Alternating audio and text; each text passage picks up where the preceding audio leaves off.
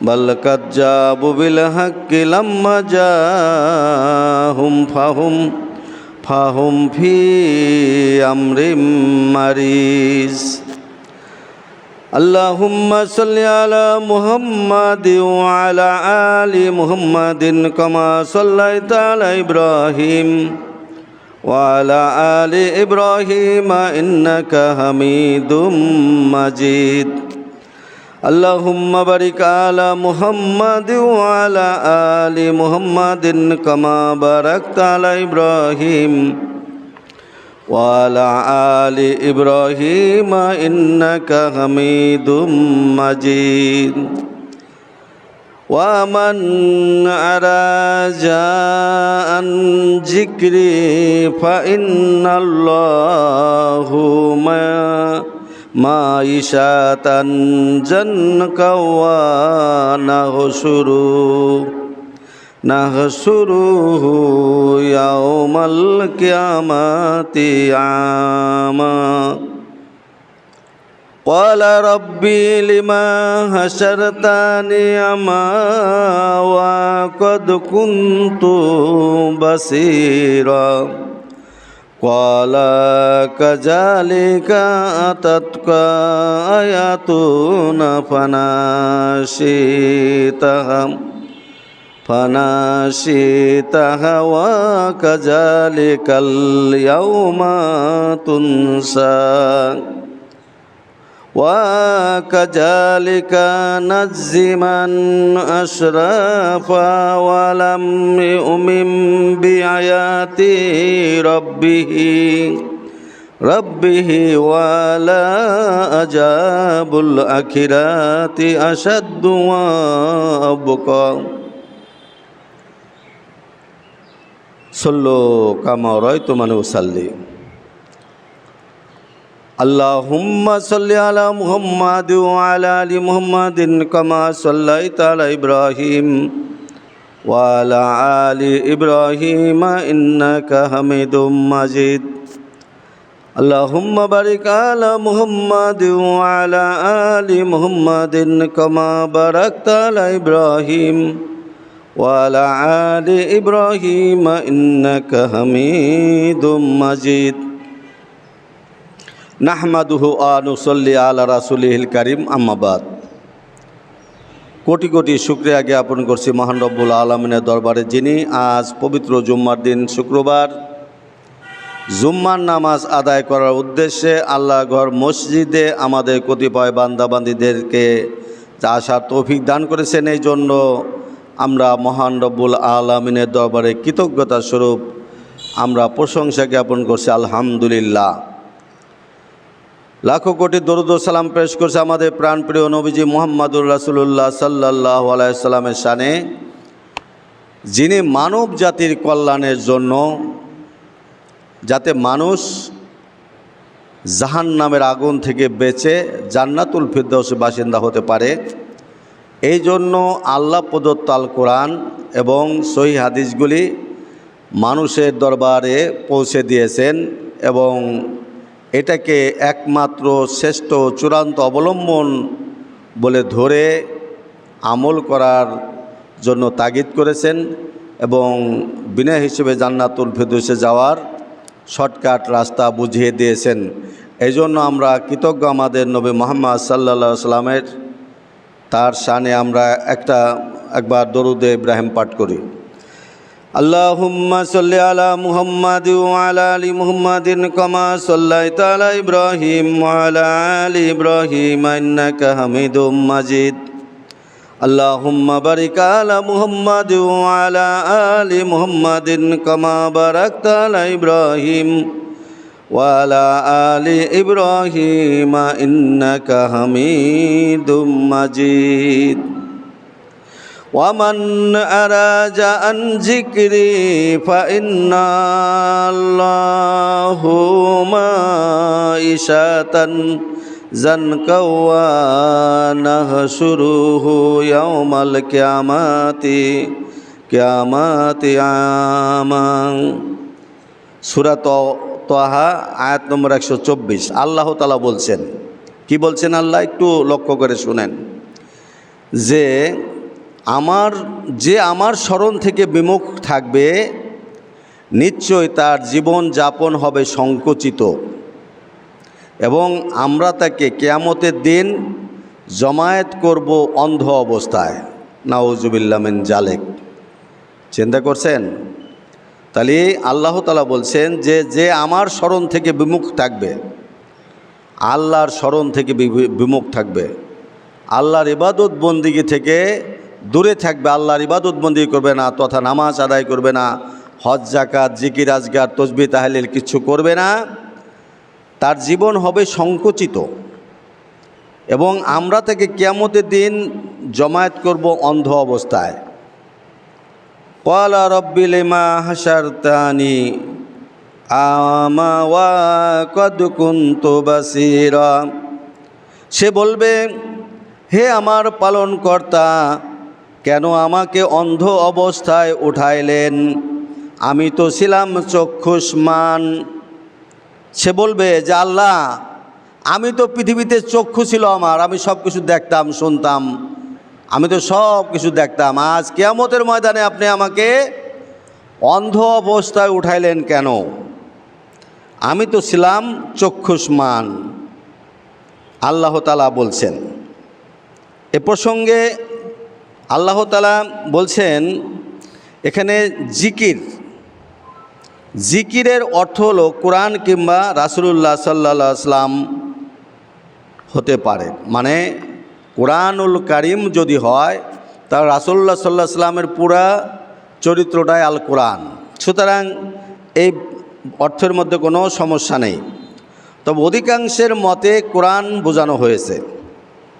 সারমর্ম এই যে ব্যক্তি কোরআনের বিধিবিধান থেকে মুখ ফিরিয়ে রাখে, কোরআনের নির্দেশের আনুগত্য থেকে মুখ ফিরিয়ে নেয়, অন্যদের থেকে হিদায়াত গ্রহণ করে, তার পরিণাম এই যে তার জীবিকা সংকীর্ণ হবে।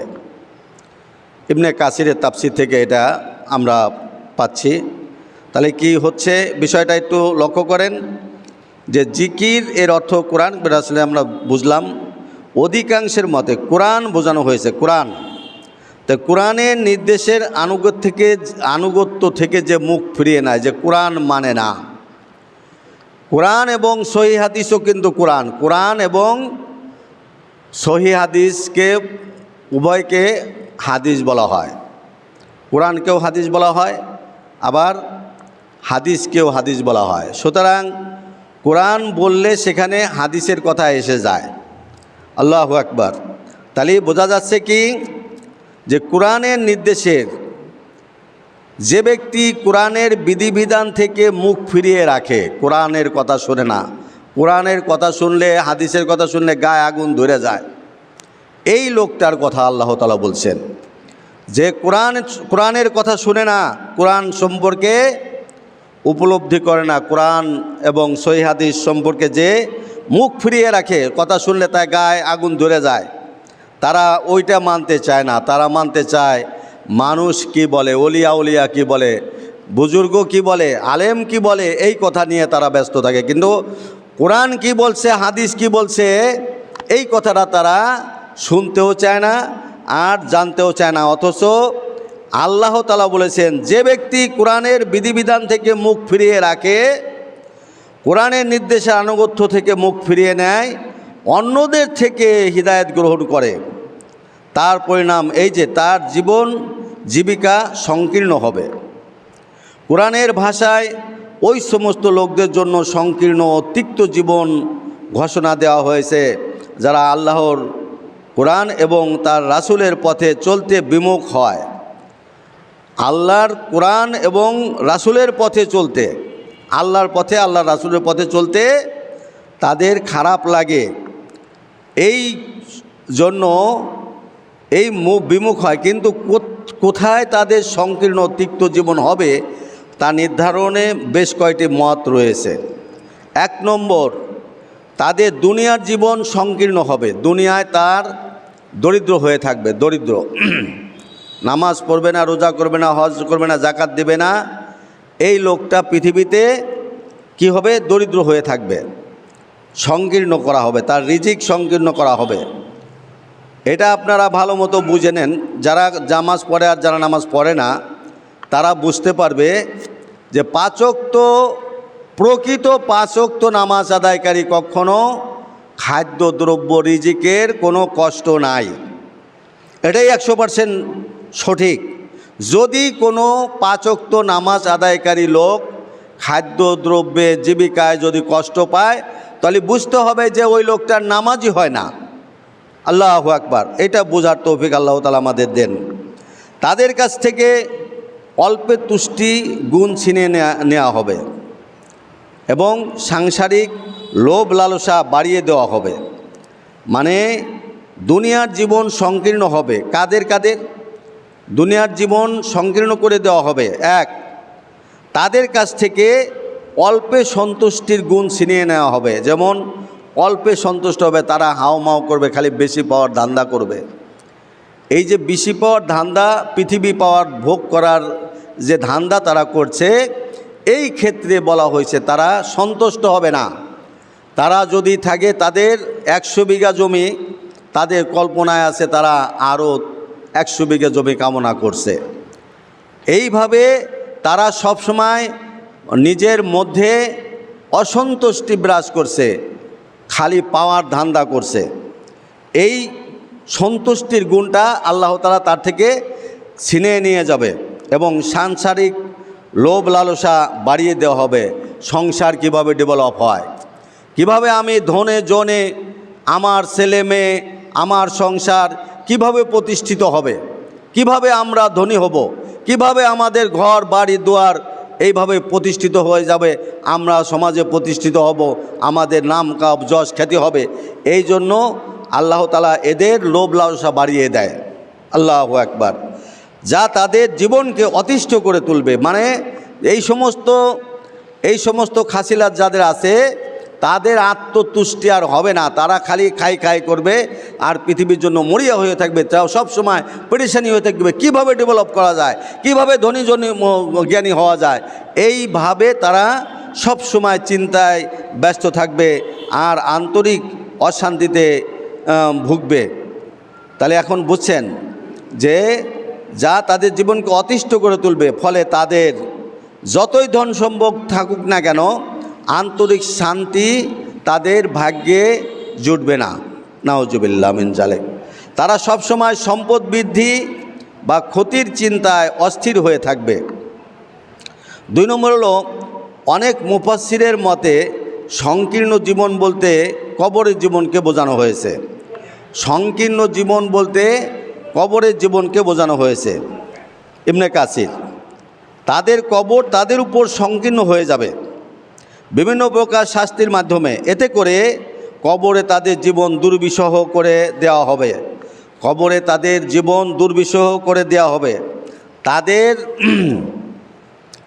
বাসস্থান কবর তাদেরকে এমনভাবে চাপ দিবে যে তাদের পাঁজর ভেঙে চুরমার হয়ে যাবে, সংকীর্ণ হবে। এই সংকীর্ণ জীবন যে আপনারা জানেন না যে সংকীর্ণ, পৃথিবীতে শুধু তার রিজিক সংকীর্ণ হবে না, কবরের জগতে যখন যাবে তখন তার কবর এমনভাবে চাপ দিবে তার পাঁজরে হাড়গোড় ভেঙে চুরমার হয়ে যাবে। নাউজুবিল্লাহ মিন জালিক। কবর থেকে, কবরের শাস্তি থেকে বাঁচার জন্য চেষ্টা করতে হবে। এক হাদিসে রাসূলুল্লাহ সাল্লাল্লাহু আলাইহি সাল্লাম বলেছেন, মাইশাতান জানকাও। এর তাফসিরে বলেছেন যে এখানে কবর জগৎ ও সেখানের আযাবকে বোঝানো হয়েছে। এই আয়াতের অর্থ কবর জগৎ এবং সেখানকার আযাবকে বোঝানো হয়েছে। মুস্তাদরাকে হাকিম হাদিস নম্বর 381, 3439। তাছাড়া বিভিন্ন সহিহ হাদিসে কবরের জিন্দেগি বিভিন্ন শাস্তির বর্ণনা এসেছে। তা থেকে বোঝা যায় যে যারা আল্লাহর কোরআন ও রাসূলের দেখানো দিন ধর্ম থেকে বিমুখ হবে তাদের জন্য কবরে রয়েছে কঠোর শাস্তি। নাউজুবিল্লাহ। যারা আল্লাহর কোরআন এবং রাসূলের দেখানো দিন ধর্ম ও ইবাদতের পদ্ধতি থেকে বিমুখ হবে তাদের জন্য কবরে রয়েছে কঠোর শাস্তি। রাসূলুল্লাহ সাল্লাল্লাহু আলাইহি সাল্লাম বলেন, মমিন তার কবরে সবুজ প্রশস্ত উদ্যানে অবস্থান করবে।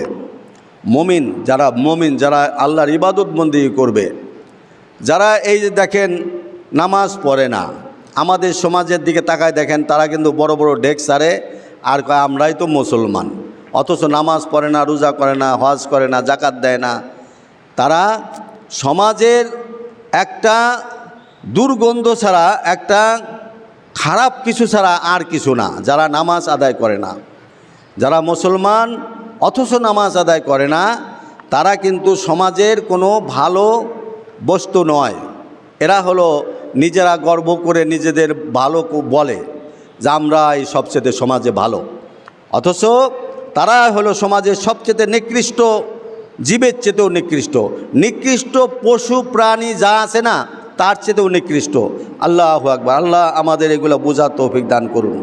তাহলে এখানে বোঝা হচ্ছে যে তাছাড়া বিভিন্ন সহিহ হাদিসে কবরের জিন্দিগির বিভিন্ন শাস্তি বর্ণনা এসেছে। তাহলে বোঝা যায় যে রাসূল সাল্লাল্লাহু আলাইহি ওয়াসাল্লাম বলেন, মুমিন তার কবরে সবুজ প্রশস্ত উদ্যানে অবস্থান করবে, আর তার কবরকে 70 গজ প্রশস্ত করা হবে। মুমিন যে লোকটা আল্লাহর ইবাদতবন্দি করে, তার কবর 70 গজ প্রশস্ত, মানে চওড়া, লম্বা চওড়া করা হবে 70 গজ। পূর্ণিমার চাঁদের আলোর মতো তার কবরকে আলোকিত করা হবে। আমরা তো এর আগে বলছি যে কবর কিন্তু অন্ধকার জগৎ, কীটপতঙ্গের সাপ বিচ্ছুর ঘর, অথচ ওখানে আপনার জিন্দেগির অনেক বছর থাকতে হবে। যে লোকটা কিয়ামতের দিনও মারা যাবে, ওই লোকটারও কবরের জগতে থাকতে হবে 40,000 বছর। একটু চিন্তা ভাবনা করেন। আর যদি কেউ এখন মারা যায়, আর যদি কিয়ামত আসতে আরও 2, 4, 5 হাজার বা 2000 বা 2 বছর বা 5 বছর 10 বছর পরেও মানে যদি কিয়ামত আসে, তারপর থেকে আরম্ভ করে কমপক্ষে 40,000 বছর কবরের ভিতরে থাকতে হবে। আর সেই কবরের অন্ধকার সাপ বিচ্ছুর ঘর, সেখানে পূর্ণিমার মুমিনদের জন্য পূর্ণিমার চাঁদের আলোর মতো তার কবরকে আলোকিত করা হবে, যারা মুমিন, যারা আল্লাহর ইবাদত বন্দেগী করে। সুতরাং একটু চিন্তা ভাবনা করেন আপনারা, যারা নামাজ আদায় করেন না, যারা নামাজ পড়েন না, তারা একটু চিন্তা ভাবনা করেন। যারা নামাজ পড়ে না, তারা জান্নাতে যাবে বা তাদের জন্য সুসংবাদ আছে, এই ধরনের কোরআন হাদিসে কোথাও কিছু নাই। তাহলে আপনারা কিসের আশায় নামাজ না পড়ে নিজেকে আপনি কঠিন বিপদের মধ্যে ফেলে দিচ্ছেন? এটাই তো বুঝে আসে না যে আপনারা কোরআন হাদিস থেকে কিংবা অন্য কোনো বই থেকে, যা আল্লাহর তরফ থেকে এসেছে, এই ধরনের বই বা কিতাব গ্রন্থ থেকে কি আপনারা এমন কিছু পেয়েছেন যে নামাজ পড়তে হবে না, আল্লাহ ইবাদত বন্দেগী করতে হবে না, এমনি আমরা চলে যাব জান্নাতে? কোশ্চিন কালেও সেটা আপনারা পারবেন না। এই জন্য আগে থেকেই আল্লাহর ইবাদত বন্দেগী করতে হবে। আল্লাহ তাআলা বলছেন, তোমরা কি জানো আল্লাহর আয়াত, মা ইশাতান জানকা ওয়া নাহশুরুহুম, তাদের জন্য রয়েছে সংকীর্ণ জীবন, তাদের সম্পর্কে নাজিল হয়েছে। সাহাবায়ে কেরামগণ বলেন, আল্লাহ ও তার রাসূল সাল্লাল্লাহু আলাইহি সাল্লাম ভালো জানেন। মানে আল্লাহ তাআলার রাসূলুল্লাহ সাল্লাল্লাহু আলাইহি সাল্লাম জিজ্ঞাসা করতেছেন সাহাবা আজমাইনদেরকে যে তোমরা কি জানো যে সংকীর্ণ জীবনটা কি, কাদের সম্পর্কে নাজিল হয়েছে? সাহাবায়ে কেরামগণ বললেন, আল্লাহ ও তার রাসূল ভালো জানেন সাল্লাল্লাহু আলাইহি সাল্লাম। রাসূল সাল্লাল্লাহু আলাইহি সাল্লাম বললেন, তা হলো কবরের কাফেরের শাস্তি, কবরের মধ্যে কাফেরের শাস্তি। যার হাতে আমার জীবন, তার শপথ করে বলছি, তাকে ন্যস্ত করা হবে 99টি বিষাক্ত তিন্নিন সাপের কাছে। নাউযুবিল্লাহ মিন জালিক। বুঝছেন তো? নামাজ পড়বেন না, তাহলে কি করবেন এখন বুঝেন। যারা নামাজ পড়বে না, আল্লাহর ইবাদত বন্দেগী করবে না, কোরআন এবং সহিহ হাদিস মোতাবেক চলবে না, তাদের সম্পর্কে রাসূলুল্লাহ সাল্লাল্লাহু আলাইহি সাল্লাম বলছেন, এইভাবে বলছেন, যার হাতে আমার জীবন, তার শপথ করে বলছি। কত বড় একটা শপথ, আপনি বুঝতে পারছেন কি? রাসূলুল্লাহ সাল্লাল্লাহু আলাইহি সাল্লাম মানুষদেরকে বলছেন যে যার হাতে আমার জীবন তার শপথ করে বলছি তাকে ন্যস্ত করা হবে যে নামাজ পড়ে না, আল্লাহর ইবাদত বন্দি করে না, কোরআন হাদিস বুঝে না, কোরআন হাদিস মোতাবেক চলে না। তাদের সম্পর্কে রাসূলুল্লাহ সাল্লাল্লাহু আলাইহি সাল্লাম বলছেন যে তাদেরকে 3 নিন সাপের কাছে শপথ করা হবে। সাপের কাছে তার কবরের মধ্যে 99টি 3 নিন সাপ ছেড়ে দেওয়া হবে। নাউজুবিল্লাহ মিন জালিক। তোমরা কি জানো 3 নিন কি? 3 নিন সাপটা কি জিনিস তোমরা কি জানো? আল্লাহ রাসূল সাল্লাল্লাহু আলাইহি সাল্লাম বলছেন 3 নিন সাপ হলো 99টি সাপ। প্রত্যেকটি সাপের রয়েছে 7টি করে মাথা। আপনারা চিন্তা করছেন কি? প্রত্যেকটি সাপের রয়েছে 7টি করে মাথা। কি ভয়াবহ বিষয় না? 99টি সাপ মানুষের যারা আল্লাহর ইবাদত বন্দেগী করে না, কোরআন হাদিস মানে না, কোরআন এবং সহিহ হাদিসের অনুসরণ করে না, তাদের বিষয়ে তারা কি করে? আপনি বলতে পারেন যে তারা তো কাফেরদের ব্যাপারে নাজিল হয়েছে। কাফের কে মুশরিক, কে কাফের? যে লোকটা কলেমা পড়েছে তারপরে আর নামাজ আদায় করে না, ওই লোকটাই কাফের হয়ে গেছে, ওই লোকটাই মুশরিক হয়ে গেছে। চিন্তা করছেন তো? আপনি নিজেকে মনে করছেন যে আড়াল করবেন যে কাফের। নো, এটা বাঁচার আর পথ নাই আপনার। নামাজ না আদায় করলে আপনিও কাফের হয়ে গেছেন, আপনিও মুশরিক হয়ে গেছেন। তাহলে আপনার জন্য ওই 3 দিন সাপের ব্যবস্থা হয়ে গেছে। নাউজুবিল্লাহ মিন জালিক। তাহলে আপনার ভয় পাওয়া উচিত। 3 দিন সাপটা কি? 99টি সাপ, আর এক একটা সাপের মাথা হবে 7টা করে। না, বিশাল ব্যাপার। হায় আল্লাহ, আপনারা কি বুঝতে পারছেন না? 7টা করে মাথা হবে এক একটা সাপের। এই যে আমাদের সাথে যারা বসবাস করে হিন্দু সম্প্রদায়, তাদের যে সাপের পূজা করে, এই সাপের মধ্যে তাদের যা দেখায় 5টা করে মাথা আছে। এক একটা সাপের 5টা করে মাথা। কিন্তু মুসলমানদের কবরের মধ্যে দেওয়া হবে এমন 3 দিন 99টি সাপ, যেই সাপের মাথা থাকবে 7টা করে। নাউজুবিল্লাহ মিন জালিক। নামাজ পড়বেন না, রোজা থাকবেন না, আল্লাহর ইবাদত বন্দেগী করবেন না, ইচ্ছামতো চলবেন, আর জীবন ভরে খালি গীবত গেয়ে যাবেন, আর মন গড়া ইবাদত বন্দেগী করবেন, যার ইচ্ছা তারে মানবেন, কোরআন হাদিস মানবেন না। কোরআন বুঝি না, হাদিস বুঝি না, মানতে চাই না, বুঝলেও মানি না, এই ধরনের দাম্ভিকতা নিয়ে ইবাদত করে যাচ্ছেন। আর মানুষকে যারা কোরআন হাদিসের কথা বলে গাল ভরে তাদেরকে অভিশাপ দিচ্ছে, গীবত করছে, অথচ বুঝতেই পারছে না এরা যে কোরআন এবং হাদিসে কি আছে। এরা অন্ধর মতো।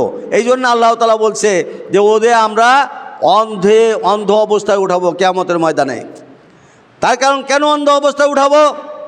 এই যে পৃথিবীতে কোরআন হাদিসের কথা হচ্ছে, কোরআন হাদিসের দর্শ হচ্ছে, এই যে খুতবাগুলি হচ্ছে, কোরআন হাদিসে আপনাদের সব কিছু বাতলিয়ে দেওয়া হচ্ছে যে আপনারা ঈমান আনেন, নামাজ আদায় করেন, কোরআন এবং সহিহ হাদিস মোতাবেক আপনার জীবনকে প্রতিষ্ঠিত করেন এবং আল্লাহর রাসূলের তরিকা মোতাবেক ইবাদত বন্দি করেন আল্লাহকে খুশি করার জন্য, তবেই আপনি নাজাত পাবেন। অথচ আপনি সময় কিন্তু চলেই যাচ্ছে। 24টা ঘন্টা প্রতিদিন, 5 ওয়াক্ত নামাজ মাত্র কয়েক মিনিট সময় লাগে, আর আপনি আপনার 24টা সময় খেয়ে ফেলছেন। 24টা ঘন্টা আপনি গাল গল্প করে, আপনি বিভিন্ন কথাবার্তা বলে, গালিগালাজ করে, উপহাস করে, ঠাট্টা বিদ্রুপ করে আপনি কাটিয়ে দিচ্ছেন। আপনার জন্য প্রতীক্ষায় রয়েছে 99টি, কমপক্ষে 99টি 3 দিন সাপ, যার এক একটার মাথা হবে 7টা করে। 3 দিন সাপ 99টা আপনার কবরে ছেড়ে দেওয়া হবে। কত ভয়ঙ্কর বিষয়! কবর আযাব থেকে মুক্তির জন্য আপনার চেষ্টা করা উচিত। আপনি আজই নামাজ পড়া আরম্ভ করে দেন, আল্লাহর রাজি খুশির উদ্দেশ্যে। আল্লাহকে ভয় পান, আল্লাহকে ভয় পেয়ে নামাজ পড়া আরম্ভ করে দেন। নামাজ ব্যতীত, নামাজই হলো ইসলাম, নামাজই হলো মূলত ইসলাম। আপনি নামাজ পড়বেন না, আপনি মুসলমান না। যেমন আফ্রিকার এমন এমন দেশ আছে যে দেশে শাহবাজ মাইনগর বা আরবের সাহাবাজবানগণ যখন ছিলেন তারা বলতেন যে যারা নামাজ পড়ে আমরা হলো এটা ভাবি যে যারা নামাজ পড়ে তারা মুসলমান আর যারা নামাজ পড়ে না তারা কাফের। তা চিন্তা করছেন তো? তাহলে আপনার হাদিসে বলে দিচ্ছে যে আপনি নামাজ পড়েন না আপনি কাফের, আপনি দাম্ভিকতা দেখাচ্ছেন।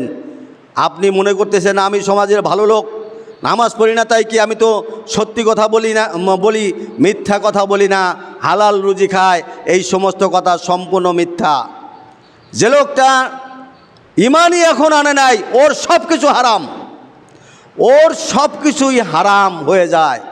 তার কারণ হলো যে ও আল্লাহ সম্পর্কেই সত্য সাক্ষ্য দিচ্ছে না, আল্লাহর ইবাদত বন্দেগী করছে না, আল্লাহর সাথেই শত্রুতা করছে, আল্লাহ বাদ দিয়ে আল্লাহর মাখলুককে সে মাবুদ বানিয়ে নিয়েছে। তাহলে কি হবে? সে নিজেকে বড় আলেম, বড় আউলিয়া, বড় মুহাদ্দিস, বড় পরহেজগার ভাবলেও কি আসে যায়? কিন্তু তার ঠিকানা হবে কি? কবর। তার কবর হবে, তার কবরের মধ্যে কমপক্ষে 99টি 3 দিন সাপ ছেড়ে দেওয়া হবে। যেই সাপ আজকে আপনারা কি রাসেল ভাইপার না কি সাপ আপনি চিন্তা করেন, যা ছেড়ে দিয়েছে মানুষ আতঙ্কিত হয়ে গেছে। আপনি রাসেল ভাইপার সাপ, তার 60টা মাথা নয়, কিন্তু 3 দিন সাপের মাথা হবে 60টা করে। এমন অনেক রেওয়াত আছে যে একবার সাপে সবল মারবে, এমনভাবে সবল মারবে 70 হাত মাটির নিচে চলে যাবে, চিৎকার পাড়তে থাকবে ব্যথা যন্ত্রণায়। কি ভয়ঙ্কর পরিবেশ হবে! আল্লাহু আকবার। এই আযাব গজব থেকে, এই কবরে আযাব থেকে মুক্তি পাওয়ার জন্য আমাদের প্রত্যেকের উচিত হলো নামাজ আদায় করা, নামাজ সহি পদ্ধতিতে নামাজ আদায় করা। যে পদ্ধতিতে ইবাদত বন্দেগী করলে, নামাজ পড়লে নামাজই হবে না, ওই পদ্ধতিকে বাদ দিয়ে কোরআন এবং সহিহ হাদিসের কাছে আসতে হবে। চিরকাল ভরে বাপ দাদা ধর্মে পালন করে আছেন, কিছুই বুঝতে পারছেন না। বাপ দাদা ধর্ম পালন করে আপনি যে ইবাদত বন্দেগী করে আপনি মনে করছেন যে আমি জান্নাতে চলে যাব। আপনি ওই বাপ দাদা ধর্ম থেকে একটু কোরআন হাদিসের আলোকে নেন। আপনি কোরআন হাদিসকে একটু ধরেন না কেন? আপনি কোরআন হাদিস একটু পড়া শিখেন না কেন? আপনি বাংলা তো পড়তে পারেন, বাংলায় কোরআন হাদিস পড়া ধরেন। আপনি বুঝতে পারবেন যে আসল ঘটনাটা কি, কি হচ্ছে, সমাজের অবস্থা কি, দেশের অবস্থা কি, রাজনীতির অবস্থা কি, ধর্মের অবস্থা কি, একটু পড়েন। অথচ আপনি না পড়েই আপনি নিজেই ক্ষতিগ্রস্ত হয়ে যাচ্ছেন। আল্লাহু আকবার। তাহলে কবরে চাপ দিবে, বুকের পাঁজর ভেঙে চুরমার হয়ে যাবে, এ থেকেই কি শেষ হয়ে গেল? 3 দিন সাপ 99টি 3 দিন সাপ ছেড়ে দেওয়া হবে। এই সাপ তাদের কিয়ামত পর্যন্ত তাদেরকে কামড়াতে থাকবে, ছিঁড়ে টুকরো টুকরো করে ফেলাবে, ছিঁড়ে ছুটে খাবে। এরকম সাহাবায়ে কেরামগণ বলেন যে 3 দিন হলো 99টি সাপ, প্রত্যেকটি সাপের রয়েছে 60টি করে মাথা। 60টি মাথা দিয়েই কাফেরের শরীরে সবল মারতে থাকবে, কামড়াতে ও ছিঁড়তে থাকবে, কিয়ামত পর্যন্ত এরম করতে থাকবে। ইবনে কাসিরের না ইবনে হিব্বান হাদিস নম্বর 3122। তাকে কিয়ামতের দিন অন্ধ অবস্থায় হাসর করা হবে। কিয়ামতের দিন তাকে অন্ধ অবস্থায় কিয়ামতের ময়দানে উঠানো হবে। নাউজুবিল্লাহ মিন জালেক। আসলে তার চোখের জাহান্নাম ছাড়া কিছুই দেখবে না। মানে এই যে অন্ধ অবস্থায়, অথচ সে তো চক্ষু তার আছে। এই অন্ধ অবস্থার কথাটা বলছে এমনভাবে যে তার চোখে জাহান্নামের আগুন বা জাহান্নাম ছাড়া আর কিছু দেখবে না। তা একটা লোক যদি শুধু জাহান্নামই দেখে আর কোনো কিছু যদি না দেখে, তাহলে ওটাও তো একটা অন্ধ। তাহলে কি হচ্ছে? পৃথিবীতে তার চোখ ছিল, অথচ পরকালে সে অন্ধ অবস্থায় উঠবে। কতক কতক রেওয়াতে আছে সে চোখে শুধু জাহান্নাম দেখবে, অন্য কোনো কিছু জান্নাতও দেখবে না, মানুষজন কিছুই দেখবে না। নাউজুবিল্লাহ মিন জালেক। একটু ভয় পান আল্লাহকে। আল্লাহ কিন্তু এরম শাস্তি রেখে দিয়েছেন। আল্লাহর কোরআন ও সহিহ হাদিস দেখেও মানে নাই, বুঝে নাই, আমল করে নাই, যেন সে ওইগুলি দেখেই নাই। ফলে কিয়ামতের দিন সে অন্ধের মতো থাকবে, কোনো যুক্তি প্রমাণ পেশ করতে পারবে না। নাউজুবিল্লাহ মিন জালেক। বুঝছেন তো? আপনি পৃথিবীতে কোরআন হাদিসকে থেকে দূরে রয়েছেন, কোরআন হাদিস জানেন না, কোরআন হাদিস জানার চেষ্টাও করেন না, কোরআন হাদিস মোতাবেক আমল করার চেষ্টা করেন না। আপনি নিজেকে ভাবছেন যে আমার কোনো পাপ নেই, আমি ইবাদতবন্দি না করলে কি হলো, আসলে আমার ঈমান আছে। এই যে কথাবার্তা, আমি চোর হলেও ঈমান আছে, এই যে কথাবার্তাগুলো আপনাকে সর্বনাশ করে দিচ্ছে। আপনি যার কথা মোতাবেক নিজেকে এত বড় বিলিয়ে দিচ্ছেন যে সে কিন্তু কোরআন হাদিসও জানে না, এমন ন্যাংটা পীরের কাছে আপনি গেছেন, এমন লোকের কাছে আপনি গেছেন, পীর ফকিরের কাছে আপনি গেছেন, সে কোরআন হাদিস থেকে আপনাকে বলে নাই, কোরআন হাদিস সে জানেও না, অথচ সে বলছে আরে নামাজ পড়া লাগবে না, অথচ সর্বনাশ করে দিয়েছে আপনাকে সর্বনাশ করে ফেলেছে। আপনি এখন তওবা করেন আর নামাজ পড়া ধরে দেন বাঁচতে চাইলে, নইলে কি হবে চিন্তা করছেন? কবরের ভিতরে এই অবস্থাটা কি হবে? কবরের মধ্যে 3 দিন সাপ হবে, 99টা 3 দিন সাপ।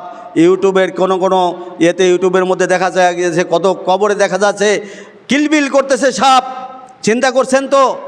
আপনারা বাস্তবভাবে দেখতেছেন, তারপরেও কিন্তু আপনাদের ঈমান আসতেছে না। তার কারণ হলো আপনাদের ঈমান নাই। ঈমানকে আনতে হলো আল্লাহর কাছে দয়া পরবশ হয়ে আল্লাহর কাছে আপনার করুণা প্রার্থনা করতে হবে, আল্লাহ আমারে ঈমান দান করেন। তাহলে যদি আল্লাহ আপনার প্রতি দয়া করেন, আপনার ভিতর থেকে কোরআন হাদিস উঠে গেছে, আপনার ভিতরে কোরআন হাদিসের মহব্বত নাই, আল্লাহ এবং আল্লাহ রাসূলের মহব্বত নাই, পৃথিবী ঢুকে গেছে আপনার অন্তরের ভিতরে এমনভাবে যে আপনি দুনিয়া ছাড়া, আপনি পৃথিবীতে ডেভেলপ হওয়া ছাড়া, আপনার ধনে জনে মানে অভাব অভিযোগের সমস্ত কিছুতে আপনি পৃথিবীর খালি ডেভেলপ, পৃথিবীর যাতে আপনি বড় হতে পারেন, বড়লোক হতে পারেন, ধনী হতে পারেন, এটা আপনার মনের মধ্যে, চোখের মধ্যে, আপনার অন্তরের মধ্যে গেঁথে গেছে, যার কারণে আপনি অন্য কোনো কিছুকে আর দেখতে পাচ্ছেন না। আপনি শুধু পৃথিবী কামাই করার জন্য লেগে পড়ে গেছেন। আপনাকে এখনই উঠে আসতে হবে, যদি পরকালের, আরে এই জিন্দেগি তো 50, 60, 70 বছর, আপনি যদি এখন ক্ষতিগ্রস্ত হয়ে যান, তাহলে আপনার এই পৃথিবীতে যে মানুষ আছে তাকে আপনাকে সাহায্য সহযোগিতা হয়তো বা করবেই, কিন্তু কবর, হাসর, মিজান, পুলসিরাতে আপনার কিন্তু নাজাত পাওয়ার কোনো পথ নেই। আপনার ওই 3 দিন সাপ তাড়ানোর কোনো পথ নেই। 3 দিন সাপ তাড়াতে হলে আপনার পৃথিবীতে থেকেই আপনার 5 ওয়াক্ত নামাজ আদায় করতে হবে, আর কোরআন এবং সহিহ হাদিসের আলোকেই আপনার ইবাদত বন্দি করতে হবে। নচেত আপনার ওই কবর, অন্ধকার কবরের মধ্যে 3 দিন সাপ, 60টা মাথা বিশিষ্ট সাপ কিয়ামত পর্যন্ত আপনাকে বিষাক্ত বিষধর সাপ কামড়াতে থাকবে এবং ছিঁড়ে ছুটে খাবে, আর আপনার ওই অবস্থায় কিন্তু চিৎকার পাড়তে থাকবেন। এটা কিন্তু কবরের একটা আযাব। আর আপনার ভয় আপনার যদি না করেন, তাহলে পরে কী হলো, আপনি নিজেই ক্ষতিগ্রস্ত হয়ে যাবেন। আপনি যাদের জন্য আপনি হাড় ভাঙ্গা পরিশ্রম করছেন, আল্লাহ এবং আল্লাহ রাসূলের তরিকা, মত, পথকে বাদ দিয়ে, আপনি ইবাদত বন্দেগীকে বাদ দিয়ে আপনি একমাত্র মরিয়া হয়ে আপনার পরিবারকে সুখে শান্তিতে রাখার জন্য, ভালো রাখার জন্য তা আপনি মরিয়া হয়ে কাজ করছেন, অথচ আপনার কবরের মধ্যে সাপ চলে যাচ্ছে, 3 দিন সাপ, আপনি বুঝতেই পারছেন না। আল্লাহ তাআলা আপনাকে, আমাকে, সবাইকে বোঝার তৌফিক দান করুন, আমিন। তারপর আল্লাহ তাআলা বলেছেন, قال رب لما حشرتني أعمى وقد كنت بصيرا, যে সে বলবে, হে আমার পালনকর্তা, কেন আমাকে অন্ধ অবস্থায় উঠালেন? আমি তো ছিলাম চাক্ষুষ্মান, চক্ষু ছিল আমার, আপনি আমাকে কেন অন্ধ অবস্থায় উঠালেন কিয়ামতের দিন? তিনি বলবেন, এইরূপই আমাদের নিদর্শনাবলী তোমাদের কাছে এসেছিল, কিন্তু তোমরা তা ছেড়ে দিয়েছিলে, এবং সেভাবেই আজ তোমাদেরকে জাহান্নামে ছেড়ে রাখা হবে। বুঝছেন তো? নাউজুবিল্লাহ মিন জালেক। তাহলে কিয়ামতের দিন আপনি যখন অন্ধ অবস্থায় উঠবেন, তখন আপনি বলবেন যে আল্লাহ রে, আমার তো চোখ ছিল। বারবার করে এই কথাগুলো বলছি কেন? যে আপনার মনের ভিতরে আপনাদের ভয় সৃষ্টি হয় কিনা, আল্লাহর দিকে আসার মোহ সৃষ্টি হয় কিনা। চিন্তা করছেন তো যে কবরের আযাব এত বড় ভয়ঙ্কর আযাব। আরে রাসেল ভাইপার সাপ একটু যদি আশপাশে দেখা যায়, তাই 14 গোষ্ঠী ধরে দৌড়ে পলাচ্ছে, অথচ এই কবরের ভিতর থেকে পলানেরও কোনো জায়গা নাই, কামড়াবে। ফিরানের একমাত্র পর পৃথিবীতে থাকতে আপনি ওই 5 ওয়াক্ত সালাত আদায় করতে হবে, ঈমান এনে পরিশুদ্ধ বিশুদ্ধ সালাত আদায় করতে হবে, তবে যদি আপনার কবর আলোকিত হয়ে যাবে। আর ওই কবরে 3 দিন সাপ আসবে না, কবর আপনার জন্য আরামদায়ক হয়ে যাবে। আল্লাহু আকবার। আল্লাহ তাআলা বলছেন, তাহলে বুঝছেন তো যে এইরূপই নির্দেশনা বলে তোমাদের কাছে এসেছিল, কিন্তু তোমরা তা ছেড়ে দিয়েছিলে। আপনারা নিজেরাই চিন্তা ভাবনা করেন, কোরআন হাদিস আপনারা মানেন না, কোরআন হাদিস চোখের সামনে আছে, ঠাট্টা বিদ্রুপ করছেন। কোরআন হাদিস থেকে আমরা বলছি, আমরা কিন্তু এই যে আপনাদেরকে ডাকছি কোরআন এবং হাদিস দিয়ে আল্লাহর দিকে ডাকছি, আমাদের এই কোরআন হাদিসের মধ্যে কোনো ফাঁক ফোকর নেই। আপনারা চিন্তাই করতে পারবেন না, আপনাদেরকে আমরা ডাকছি আল্লাহকে খুশি করার জন্য। এর মধ্যে যদি আমাদের কোনো দল টল নেই, আমাদের দল হলো আমরা মুসলমান, মুসলমান হওয়ার জন্যই আপনাদেরকে আমরা আহ্বান করছি। আমরা কোনো এমপিতে দাঁড়াবো না, চেয়ারম্যানতে দাঁড়াবো না, আমাদের কোনো দল মত নেই, আমাদের কোনো তরিকা নেই। চিন্তা করছেন তো, একমাত্র আল্লাহকে খুশি করার জন্য আপনাদেরকে ডাকছি, যাতে নাকি আপনারা ওই 3 দিন সাপ আপনার কবরের মধ্যে না ঢুকে। এই জন্য আপনাদেরকে ডাকছি, যাতে নাকি জাহান্নামের আগুন আপনাদেরকে না ধরে, এই জন্য আপনাদেরকে ডাকছি। আর আমরা যে কোরআন হাদিসের কথা বলছি, এই কোরআন হাদিসের মধ্যে কোনো ফাঁক ফোকর নেই। আমরা কোনো জালজয়ী হাদিসকে বলছি না, 100% কনফার্ম যে সমস্ত সহিহ হাদিস এবং যে সমস্ত কোরআনের আয়াতগুলি আমরা বলছি, এর মধ্যে কোনো ফাঁক ফোকর নাই। তাফসিরও আমরা উচ্চমানের তাফসির থেকে আমরা বয়ান দিচ্ছি, আপনাদেরকে আহ্বান করছি। কবরে আযাব তো হবেই, তো কবর আযাব থেকে মাপ পাবেন কিভাবে? আসেন না, সেই দিকে একটু চিন্তা ভাবনা করেন। আল্লাহু আকবার। তাই আপনারা পৃথিবীতে থাকতে এগুলি ছেড়ে দিচ্ছেন, কোরআন দেখেও দেখছেন না, কোরআনের অনুষ্ঠানে যাচ্ছেন না, কোরআন হাদিসের যে অনুষ্ঠান মোতাবেক যেখানে আমল হয় সেখানে যাচ্ছেন না, বরং তার বিরুদ্ধাচরণ করছেন। এই যে আপনাদের খাচিলাত, এই খাচিলাতগুলি আপনার ওই আমলকে ধ্বংস করে ফেলাবে।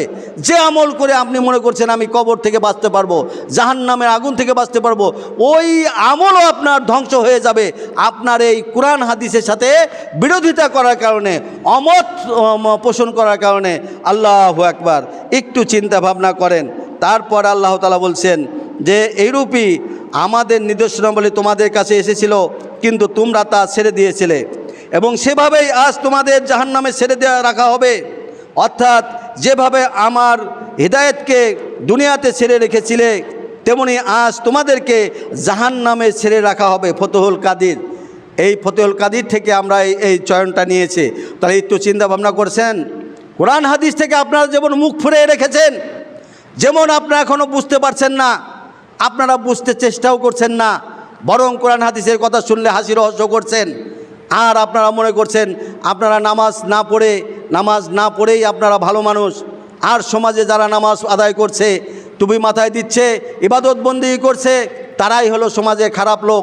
তারা যদি আপনি হলো প্রতিদিন দাঁড়ায় দাঁড়ায় প্রসাব করেন, অথচ কোনো কারণবশত এই আলেম বা কোনো হুজুর বা কোনো মুমিন বান্দা একবার দাঁড়ায় প্রসাব করলে জীবন ভরে তার দিকে আঙ্গুল তুলে বলে যাচ্ছেন যে ওই হুজুর তো দেখছি, ওই লোকটাকে দেখছি দাঁড়ায় দাঁড়ায় প্রসাব করে, অথচ আপনি নিজে প্রতিদিন দাঁড়ায় দাঁড়ায় প্রসাব করেন, এইটার দিকে আপনার লক্ষ্য নাই। আল্লাহু আকবার। আল্লাহ তাআলা আপনাদের সবাইকে আল্লাহর হিদায়াত দান করুন, আমিন। আল্লাহ তাআলা বলছেন, পৃথিবীর জীবনে যারা কোরআন এবং সহিহ হাদিস মতো ঈমান না আনে এবং আমল না করে, বিভিন্ন মানবরচিত মতবাদ, তরিকা, মাযহাব এবং ইবাদতের পদ্ধতি পালন করে, তারাই পৃথিবীতে ক্ষতিগ্রস্ত হবে, এবং পরকালেও আরও বেশি ক্ষতিগ্রস্ত হবে। আল্লাহু আকবার। বুঝতে পারছেন তো? যারা পৃথিবীতে কোরআন এবং সহিহ হাদিস মোতাবেক ঈমান না আনে, ঈমানটাই আনতে হবে কোরআন এবং সহিহ হাদিসের আলোকে। কোরআন এবং সহিহ হাদিসের আলোকে ঈমান আনার পরে আপনি যদি এই ওয়ালাইকুম আসসালাম সহি পদ্ধতিতে নামাজ আদায় না করেন, ইবাদত বন্দেগী না করেন, তাহলে কি হবে? আপনি পৃথিবীতেও ক্ষতিগ্রস্ত হবেন।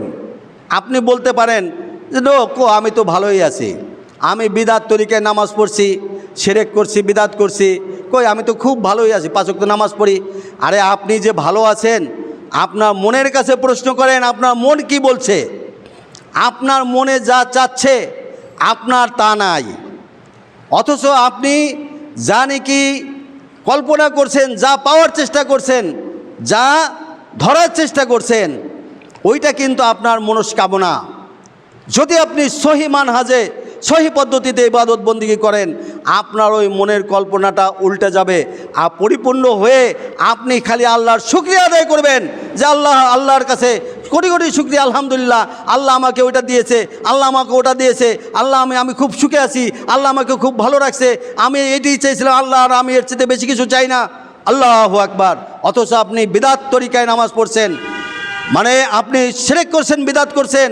আপনি আল্লাহ যার নির্ধারিত আছে আপনার তকদিরে, সেটা আপনি মানে আল্লাহ তাআলা যেটা রাখছে সেটা আপনি পাচ্ছেন। কিন্তু আপনি যদি সহি পদ্ধতিতে নামাজ পড়া ধরতেন, তাহলে আপনার কল্পনার মধ্যে যেটা আপনি কল্পনা করছেন, যেরকম থাকার ইচ্ছা করছেন, যেমন ধন জন শান শৌকত সুখ শান্তি কামনা করছেন, আপনি সেটাও পেয়ে যেতেন। আল্লাহু আকবার। কিন্তু আপনি না পেয়ে আপনি কি করছেন? আপনি পৃথিবীতেও ক্ষতিগ্রস্ত হয়ে যাচ্ছেন, আর পরকালে তো ক্ষতিগ্রস্ত হবে, আরও বড় কঠিন শাস্তি হবে। আল্লাহু আকবার। এবং তাদের আল্লাহর শাস্তি থেকে রক্ষা করার মতো কোনো সাহায্য করেও পাবে না।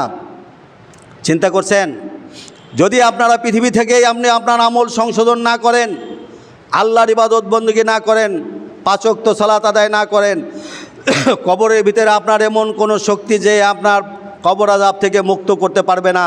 ওই 3 দিন সাপ, 7 মাথা বিশিষ্ট বিষাক্ত সাপের সবল থেকে আপনাকে রক্ষা করতে পারবে না। চিন্তা করছেন তো? রক্ষা করার জায়গা কিন্তু এই পৃথিবী। মরে যাওয়ার আগ পর্যন্ত আপনার তওবা করার সুযোগ আছে, আমল করার সুযোগ আছে। 3 দিন সাপ, মানে 3 দিন সাপ যাতে কবরের ভিতরে না আসে সেই ব্যবস্থা করার সুযোগও আছে জীবিত থাকতেই। আর এই সংবাদটা কিন্তু আপনি জেনে গেলেন, তারপরে যদি আপনি কবর আযাব থেকে বাঁচার জন্য 5 ওয়াক্ত নামাজ না আদায় করেন আল্লাহকে খুশি করার জন্য, তাহলে আপনার কবরের দায়িত্ব আপনারই উপর বর্তায় গেল। আল্লাহু আকবার।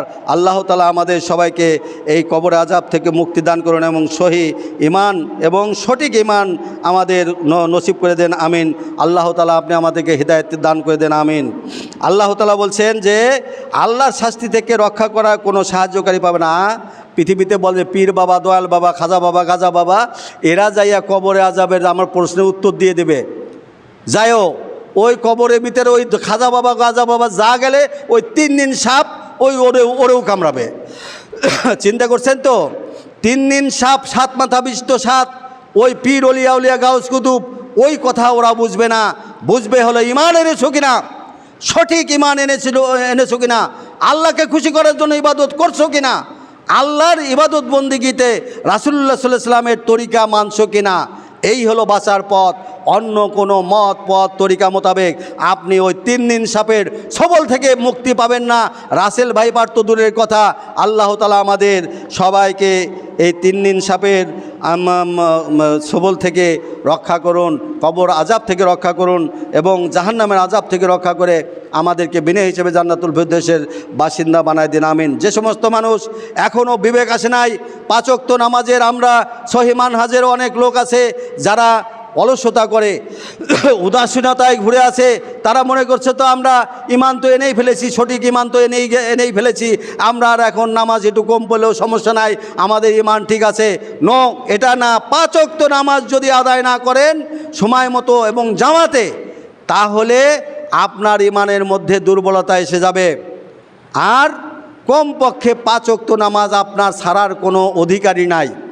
5 ওয়াক্ত নামাজ ছাড়ার অধিকার নাই। যদি ছাড়েন আপনার নামটা হয়ে যাবে, পদবি ভিন্ন হয়ে যাবে, আপনি মুশরিকের খাতায় নাম চলে যাবে, কাফেরের খাতায় নাম চলে যাবে। ইচ্ছাকৃতভাবে যদি নামাজ ছেড়ে দেন তাহলে কাফের মুশরিক তো এমনিই হবেন। আর যদি অনিচ্ছাকৃতভাবেও আপনি নামাজ ছেড়ে দেন, সেই নামাজ যদি আপনি পড়ে আর না পড়েন, তাহলে আপনার নামটা কিন্তু ওই কাফের মুশরিকের খাতায় উঠেই যাবে। কলমা পড়ে তওবা করে আবার কিন্তু নতুন করে মুসলমান হতে হবে। আল্লাহ তাআলা আমাদের সবাইকে এই সঠিক মুসলমান হওয়ার তৌফিক দান করুন। আমিন। যে ইমাম আলেম মুহাদ্দিস, মানে যে পৃথিবীতে যে সমস্ত পীর অলিয়া উলিয়া, ইমাম আলেম মুহাদ্দিস যে আশার পথ দেখিয়েছিল, তাহা সবই মিথ্যা হয়ে যাবে।